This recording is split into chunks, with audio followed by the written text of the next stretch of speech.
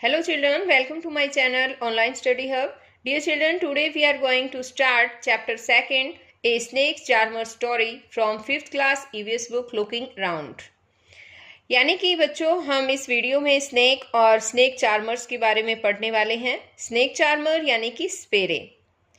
Chapter को शुरू करने से पहले एक और बात बच्चों, अगर आपको मेरी वीडियो अच्छी लगे तो इसे लाइक और शेयर ज़रूर करें, और अगर आप मेरे चैनल पर नए हैं तो मेरे चैनल ऑनलाइन स्टडी हब को सब्सक्राइब ज़रूर करें और साथ में दिए बेल आइकन को भी प्रेस कर लें ताकि मैं आगे से जो भी वीडियो डालूं उसका नोटिफिकेशन आपके पास आए और मेरी वीडियो आपके पास सबसे पहले पहुंच सके। Let's start chapter 2, a snake charmer story. Snake charmer means होता है बच्चों स्पेरा। सबसे पहले तो इस तस्वीर को देखिए एक बार। यहाँ पर देखिए इस पिक में जो है एक स्नेक चार्मर दिखाया गया है ना। तो सबसे पहले मुझे ये बताइए बच्चों, क्या आपने स्नेक चार्मर देखा है? देखा नहीं होगा, है ना। क्या था कि पहले टाइम में स्नेक चार्मर्स होते थे और वो जो है सांपों को अपनी बीन पर नचवाते थे और लोग जो है बड़े चाव से इनके खेलों को देखते भी थे, इनके जो भी शो होते थे, और उनके बदले में उन्हें पैसे, अनाज वगैरह दे दिया जाता था और इस तरह से ये अपनी आजीविका कमाते थे। मुझे अभी याद है बच्चों, जब मैं छोटी सी थी तो हमारे गांव में भी जो है स्नेक चार्मर आते थे टाइम, जैसे कि साल में 1 या 2 बार आ जाते थे और सारा गांव जो है वहाँ बच्चे जो है वो इकट्ठे हो जाते थे और इनका जो खेल है अच्छी तरह से हम बड़े चाव से देखते थे। लेकिन आजकल तो ऐसा कुछ भी नहीं है। सभी बच्चे हैं या जो भी बड़े हैं सभी अपने एंटरटेनमेंट के लिए टीवी पे बैठ जाते हैं या फिर मोबाइल देखने लग जाते हैं, है ना।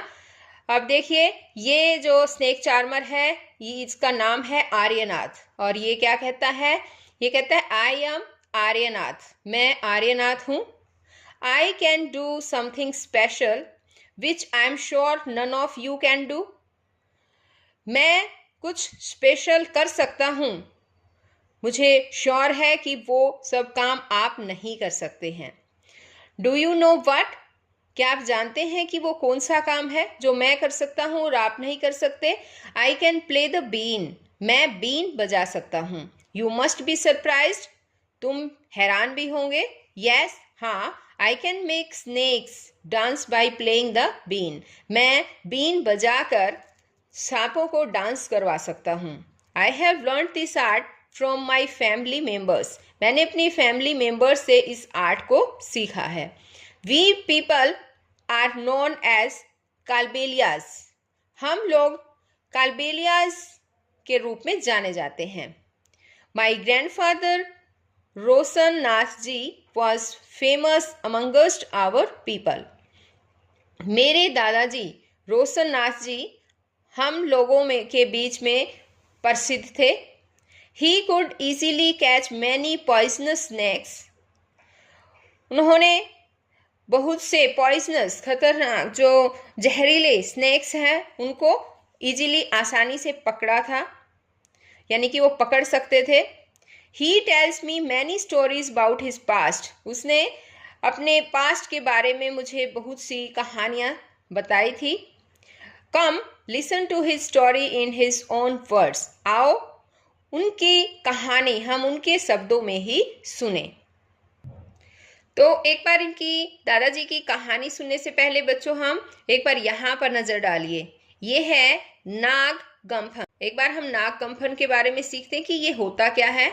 Designs of this kind are used in rangoli, embroidery and as wall decoration in Saurashtra, Gujarat and South India.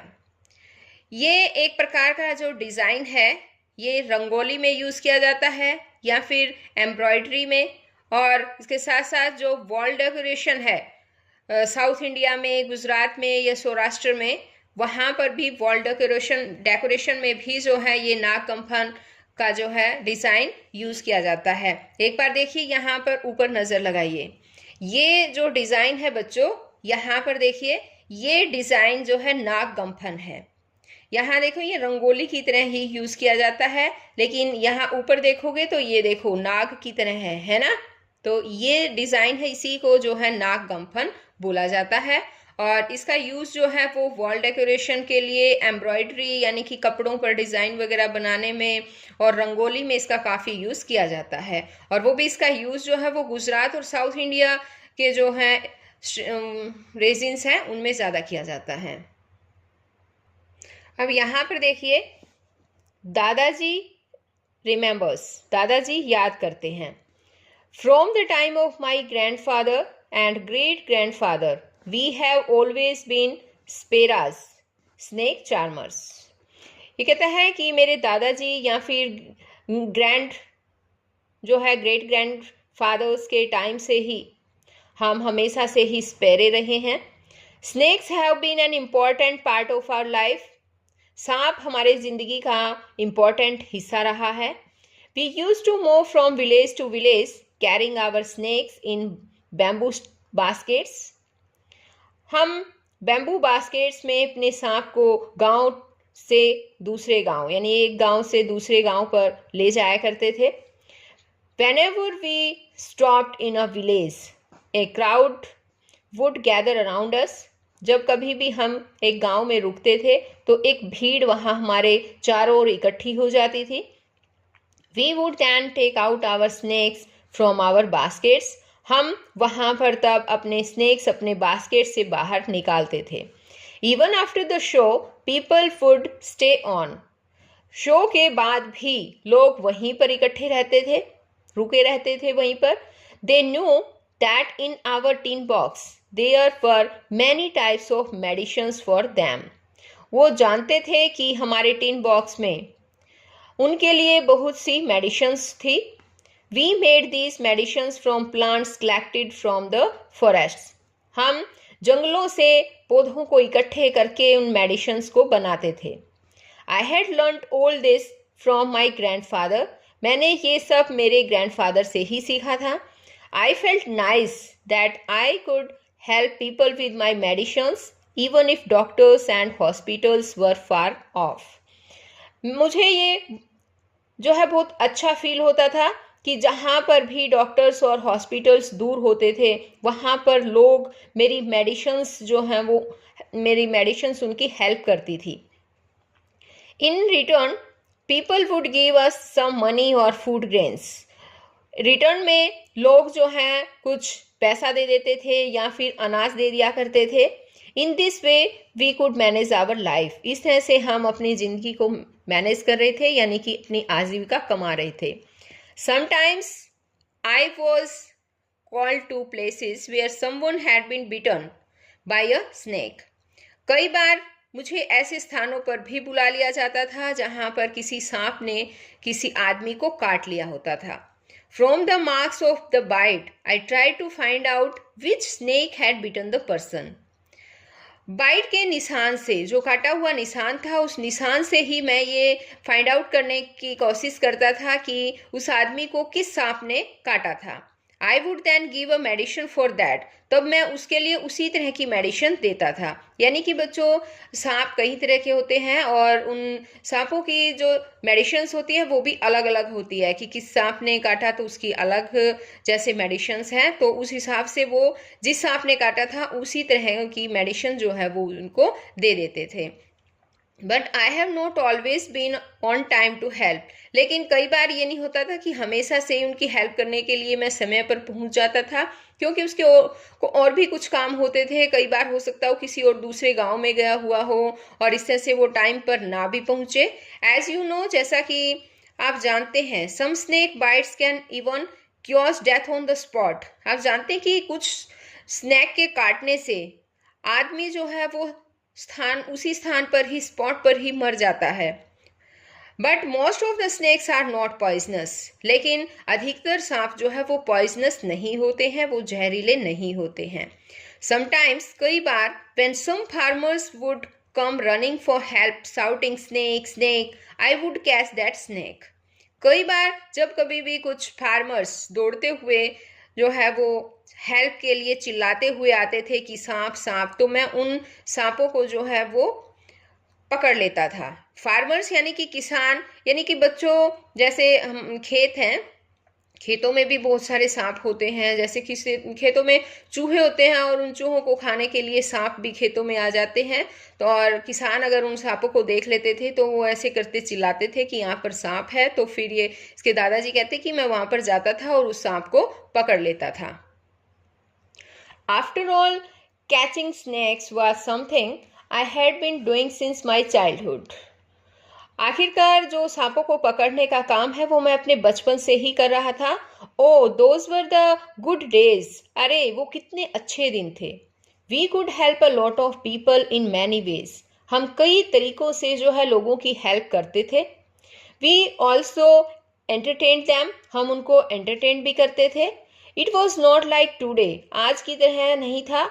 When everyone watches TV for entertainment, जब हर कोई अपने इंटरटेनमेंट के लिए टीवी देखता है। लेकिन टीवी क्या बच्चों, आजकल तो ये पता है कि हर कोई टीवी को भी अब लोगों ने छोड़ दिया है। अब तो मोबाइल आ गए हैं, हर कोई अपने एंटरटेन के लिए जो है वो मोबाइल जो है देखता है। लेकिन हमें ऐसा नहीं करना चाहिए बच्चों, इससे हमारी आंखें भी जो है वो ज़्यादा खराब हो जाती हैं।